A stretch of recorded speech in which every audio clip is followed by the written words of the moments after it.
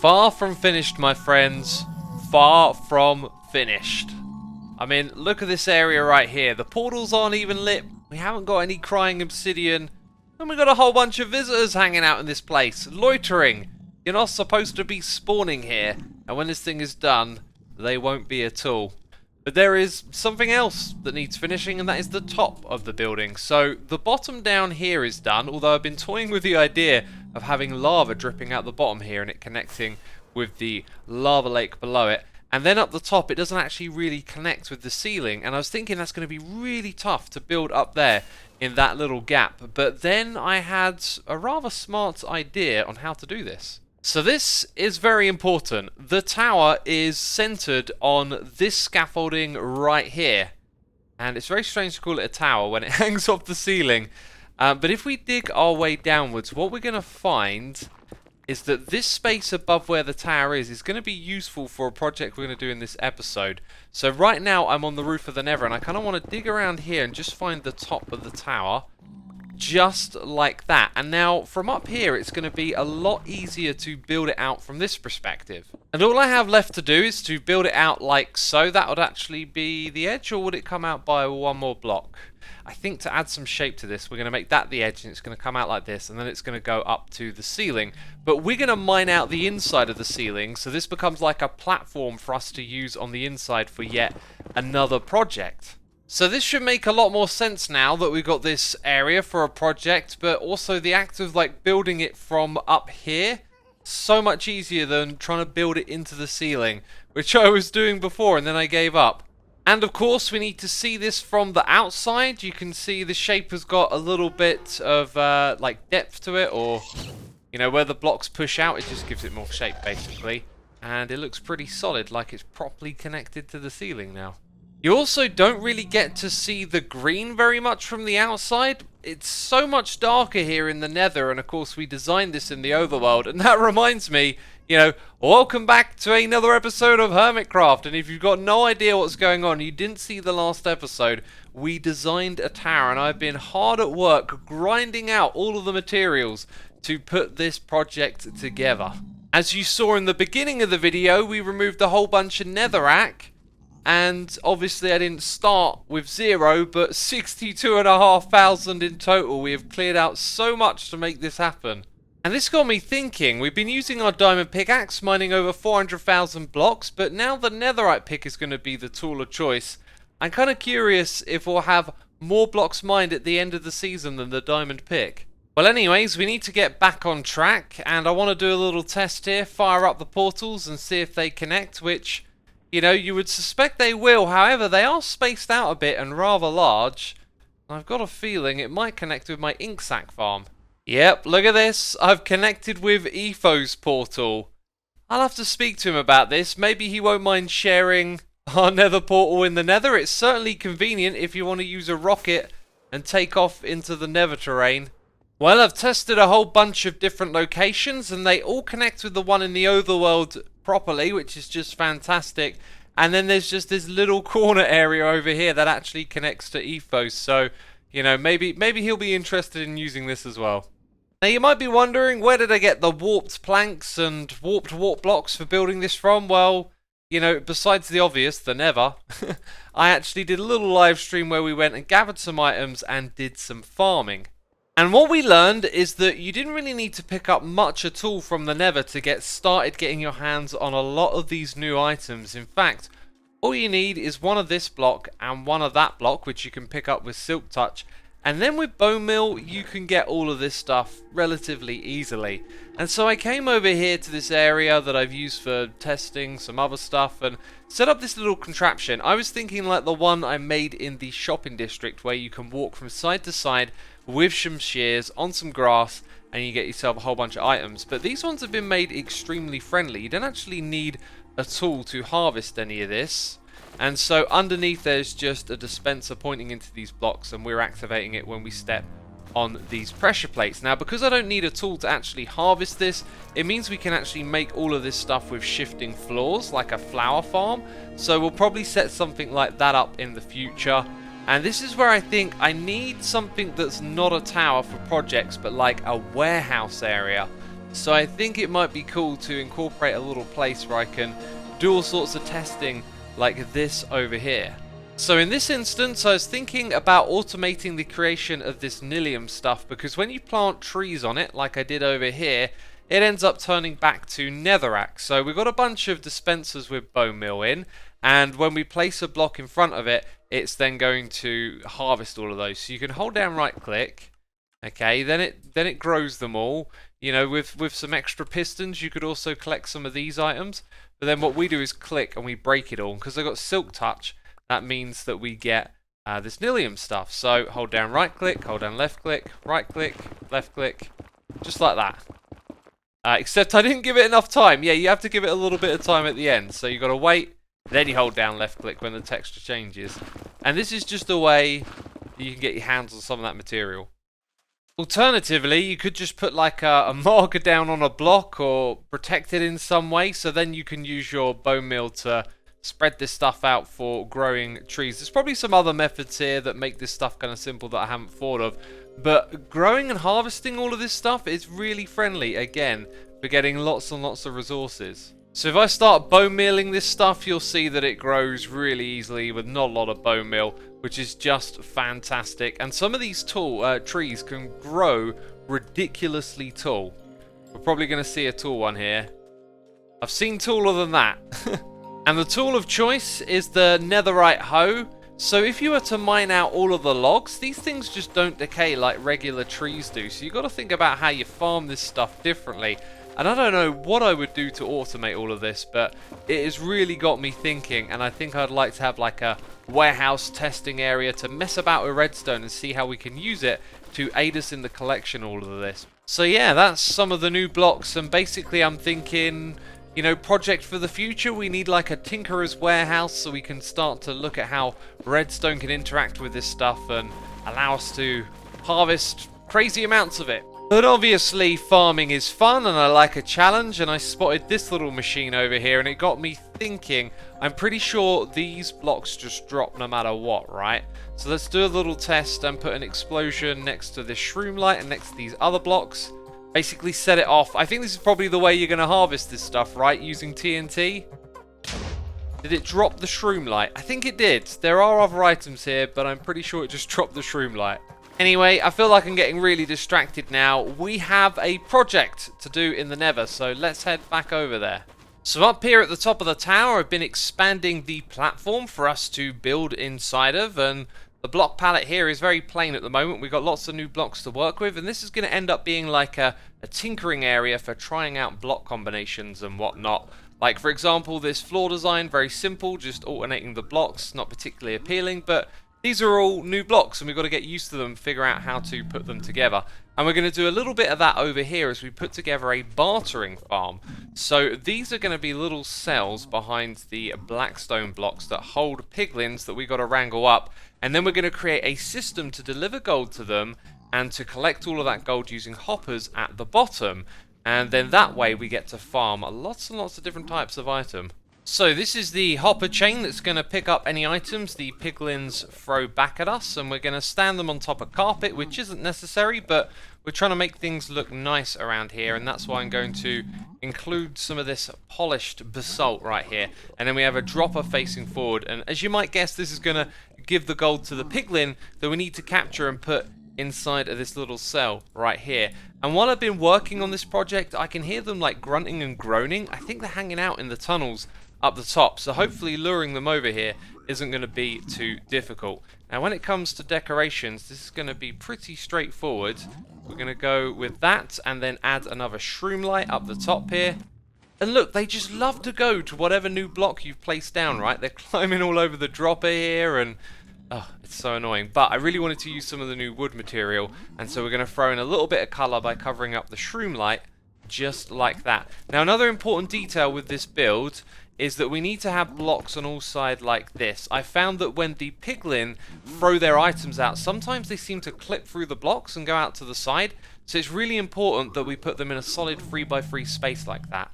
So now we got this built up a little bit, it's looking nice and clean. We're going to put a block on the top once the piglin is in there, so that little gap will be covered up. And around the back here, the redstone is really quite simple. And what we require is 2 pieces of redstone on the bottom pointing into this hopper. You need to lock this when you give the piglin some gold, because otherwise the hopper down below can pick it up, unfortunately.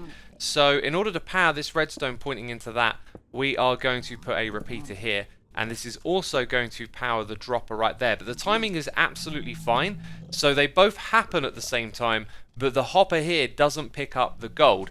Now what we'll do is create a clock that has enough, or the right type of pulse, that it gives it enough time for the piglin to pick up the gold, and then it'll unlock all of this. So the dropper doesn't get powered again. The hopper can then pick up an item when the piglin exchanges it for the gold. Now we've designed this thing so they're all spaced out by 1, and that means that we can just repeat this over and over again. So add a little bit more redstone here. That points into the next hopper, and it's the same thing again with a repeater, right? And that points into the dropper. Which is, well, actually, that means it wouldn't point in, which is how it used to work in 1.15, and now like that it would work like in 1.15. Slightly confusing, but I kind of like this redstone change. These zombie pigmen, I know what their plan is. They climb up here, and eventually, look, I just nudged you off a second ago, you're going to fall in there, aren't you? That's where we want to put our piglins. Anyway, the finishing touch really is to distribute gold to these droppers. We're actually going to use a minecart travelling back and forth, which may or may not be enough for this. We've got 9 of these cells, and they get through the gold pretty quick. So it's going to be an experiment. Once we've got piglins in here, we'll see how it works with distributing them gold through this system. And I'm not filling in every block just yet, but of course there'll be rails in between. So I've picked up our gold supply, and we're going to need this to try and pacify some of the piglins that we encounter. Speaking of encountering, I mean, this whole time we've been hearing piglins, and I've assumed they're in the tunnels up above. Well, I dig my way around here, and what do I find but a Piglin bartering system on top of my one. So Etho's built one over here, and I don't know, you know, how many items he's got. There you go. There's some of the goodies that you can get from doing this bartering system, and they're like literally right above where my ones are, which is just hilarious. But anyway, out here in the tunnels, I'm hoping we can catch some of them spawning. We'll need to punch out the torches, because I believe they prevent the piglins from spawning. And we're probably going to dig out these tunnels and make them a little bit bigger. I think this might be genius. No, not this. Coming onto the roof of the Nether and flying up into the sky. That's what I've just done, because it will unload lots of the world lower down. And then it means the area that is loaded... Oh, there's a convenient hole here for me to fall into. Yes, the mobs will then be spawning right here, and look at that. Straight away we've got what we wanted. 2 of them. 2 of them. Now, can I pacify them? Wait, they just... No! You shot the pigman! You shot the pigman! Okay, that guy's running away. Don't run away. Come to the gold. Aha, right. Then we need to put you in a minecart. This might be tricky. Or it might not. Let's give you a little nudge. Hey, come back here. I need to keep these items on my hotbar. Right, look, there's gold for you. Come and get the gold. The other guy's going to get in the cart. Oh! Yes, got you. I kind of realised that they can detect... Oh, he's going to shoot me now. What if you're looking at that? What if you want to go there? Ah, brilliant. Okay, so they detect it from far away and then they come after it. And do you control that and go towards the gold? I'm not sure. I'm actually going to leave like a couple of pieces around for them to like keep their attention on. And then bring you down to the chamber. We're all good to nudge this guy. And I got a name tag here. I've only got 4. We're going to need to buy another 5 from somewhere. And I'm going to call you Bart. Bart for bartering. Ow, don't shoot me, Bart. Pay attention to the gold. It's right there behind you. Excellent. Excellent. Beautiful! Bart has found his way down here without a hitch. I would like my glass back though, as we're going to try and keep you in that area. F3 and B is the way to see the hitbox. Hit the minecart, put the glass back, and you're renamed, you won't despawn. We did it! We got one in there! That was really easy! Thanks to thinking this through and having a couple of ideas that were helpful. Speaking on good ideas, we got to bring them over here. There you go. There you go. Right, give you a little nudge into there. And it's really as simple as that. Must remember to rename you. Okay, sweet. On you go, Bart, on you go. Because of the carpet, this guy's a little higher, so later on we'll push a slab down into its head space.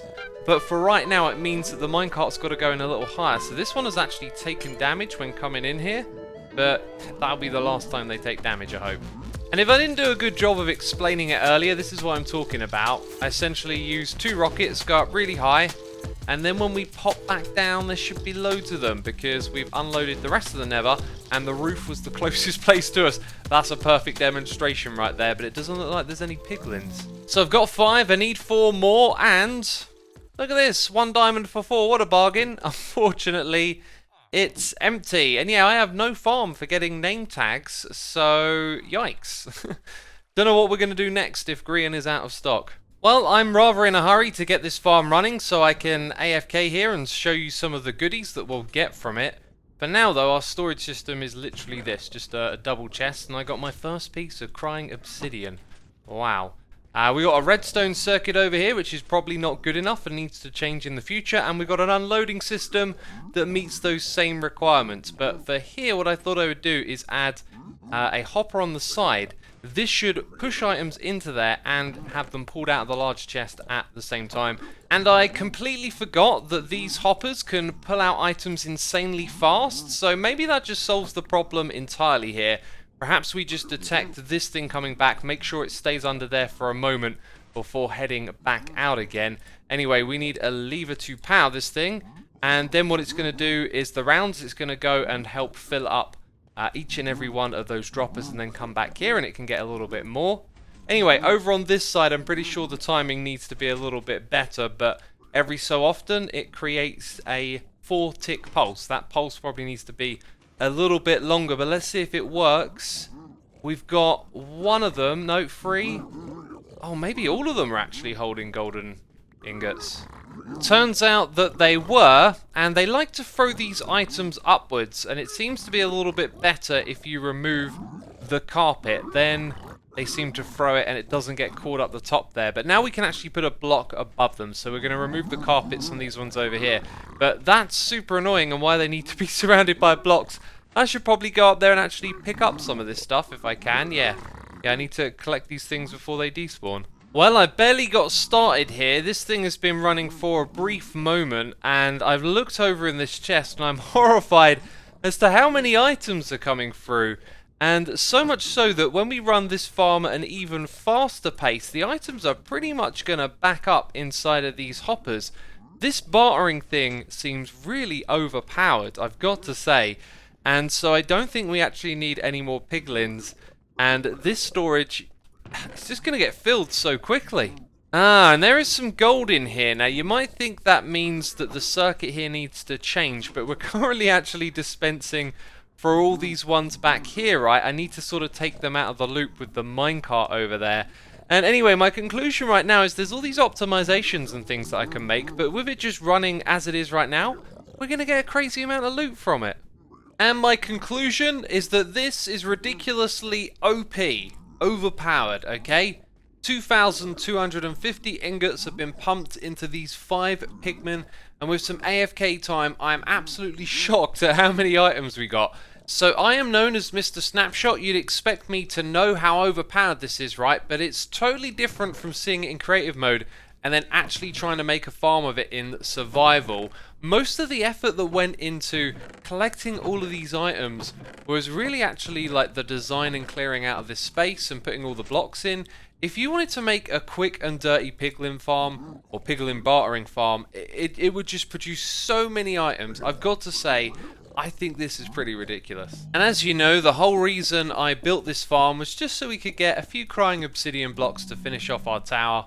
And look at that, really snazzy. I like that, it fits in very, very well. That is of course a little joke as we get plenty of other cool and interesting items, but let's turn our attention back to the gold farm that we've made recently. It has now been expanded from a double to a triple.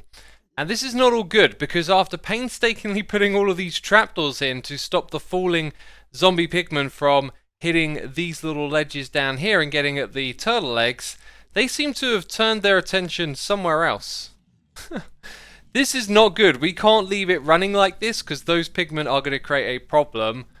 I think I literally just have to disable all of the portals after working on this for hours.